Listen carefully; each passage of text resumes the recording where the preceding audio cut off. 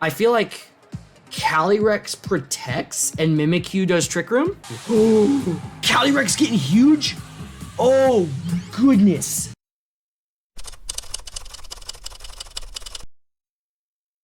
Hey everyone, BauerDad here, and welcome to Why Did I Lose, a video series where I honestly review my ranked game losses in order to correct mistakes, make better gameplay decisions, and hopefully inspire others to do the same.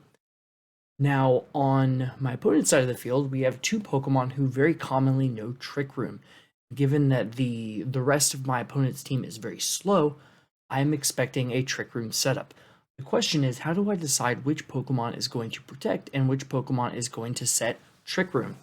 I figured that leaving Caly-rekd open to attack on this turn would be very silly of my opponent, so I determined that they would protect and Mimikyu would attempt to set Trick Room.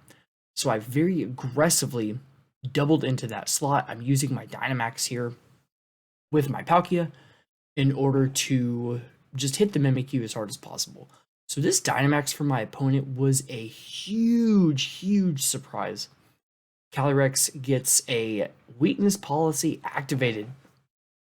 So I am immediately caught very off guard.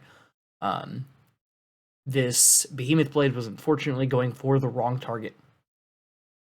As it turns out, I will be able to get this Mimikyu just like I wanted, but it is going to cost me greatly because I presented myself with a false dichotomy. I decided that either Mimikyu was going to do Trick Room or Caly-rekd was going to do Trick Room. I didn't consider the possibility that neither would do it.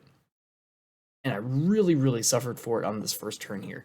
I send out my Amoonguss, my opponent sends out Incineroar. Amoonguss might seem like a weird choice for me here, but I actually brought it out so that I could immediately swap it for Incineroar, get the Intimidate, and can start trying to mitigate this Caly-rekd, which is really coming after me. Incineroar comes out, so I'll get that attack drop onto Caly-rekd, and the opposing Incineroar will actually fake out.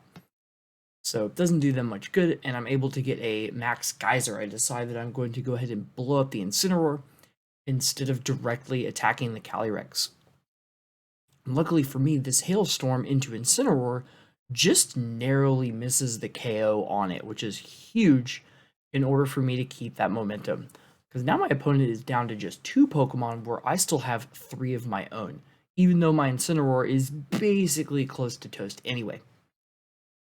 Now, on this turn, I made a read that I'm pretty proud of. I figured that my opponent would protect with Kyogre, expecting the fake out from my Incineroar, and indeed that's exactly what happened. But I should have done Wormwind into the Caly-rekd instead if I was so sure of the protect, but I do still get the attack drop, followed by another attack drop from the Parting Shot. So my Incineroar is going to go back, and Amoonguss is going to come out for a second time this match, and that will be the end of, once Caly-rekd does his Max Quake, it'll be the end of our Dynamax turns. Thankfully, Palkia will take this quite handily. They will get another special defense buff, but the Dynamaxes end. Once Dynamax ends for us, I realize that my Amoonguss is in quite a tough spot. It is one Glacial Lance away from being defeated, and since that is a multi-targeting move, Rage Powder doesn't really help me avoid that. You'll see that I will protect Amoonguss on this first turn just to feel out my opponent and delay the downfall of the little mushroom.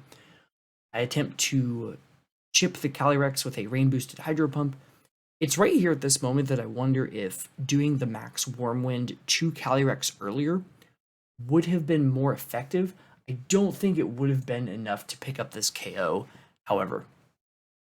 Palkia will not avoid the damage from these spread moves, however, it will go down. And the game is pretty much locked up for me at this point. Caly-rekd will get another attack boost. I will bring in my Incineroar for one last-ditch effort to turn around the game. My logic is that both of these Pokemon, when they attack, will take out Incineroar. However, the Caly-rekd is a much larger threat to Amoonguss, so I will spend my resources doubling into that slot this turn. My opponent will do the very safe double protect here, which eliminates the possibility of me doing fake out pressure and will pretty much lock out the game for me from this point. Or will get blocked, fake out will get blocked, and we'll move to the next turn. Again, I'm attempting to just eliminate this Caly-rekd, get it into a spored state so that maybe I can turn this game around, but at this point my opponent just clicks the attacking moves and wins the game. So you're going to see Caly-rekd take out Amoonguss, and one last shot we have from this game. This particular game highlights two very important concepts in competitive Pokemon, one being risk versus reward, and the second being how to properly address Trick Room teams. Now, on the very first turn, my assumption was that my opponent would be trying to set up Trick Room either with Mimikyu or Caly-rekd. What happened was my opponent chose neither of those options and instead made a very, very good trade against me, where I knocked out their Mimikyu, but they defeated my Zacian. They got the much better end of the deal there. I could have mitigated this very unlikely option by simply clicking Behemoth Blade into the Caly-rekd's slot. If there are weakness policy shenanigans or anything like that, just the fact that I can attack Caly-rekd with a Behemoth Blade faster really pins them down and prevents them from exercising that option. And that leads me into my second point, which is how to properly address Trick Room teams. The strategy that I chose for this game was a Palkia Zacian lead, going very hyper offensive and saying, okay, I'm going to stop this from going up. It ended up not working out because of what my opponent did. I sort of sealed my own fate. One of the Pokemon that I brought to this game was Amoonguss, who is very, very strong when Trick Room goes up. But without Trick Room going up, my opponent's Caly-rekd was allowed to basically bully it out of position every chance it had. For me in that game, it would have been much wiser to simply let the Trick Room go up.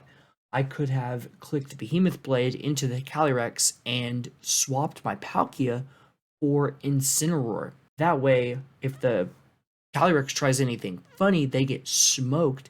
And if they set up Trick Room, it's okay, because if it's weakness policy stuff, then my Amoonguss in the back gets to Spore for free.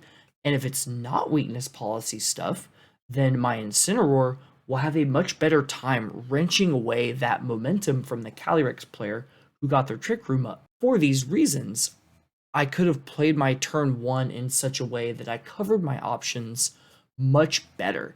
And it takes a recognition of that risk versus reward. Like, what are the consequences if I get called out on this particular strategy? And is there a way that I can more effectively cover my options and use Pokemon in the back to cover the options that don't go my way on the lead? This episode of Why Did I Lose played out pretty quickly because of the fact that both me and my opponent Dynamaxed on the first turn. If you'd like to see another episode, which starts off very aggressively, unfolds rapidly, hard-hitting, all that good stuff, I have another episode of Why Did I Lose that you might be interested in here. I'm going to put that up right there. That's my time, and I'll see you all next week.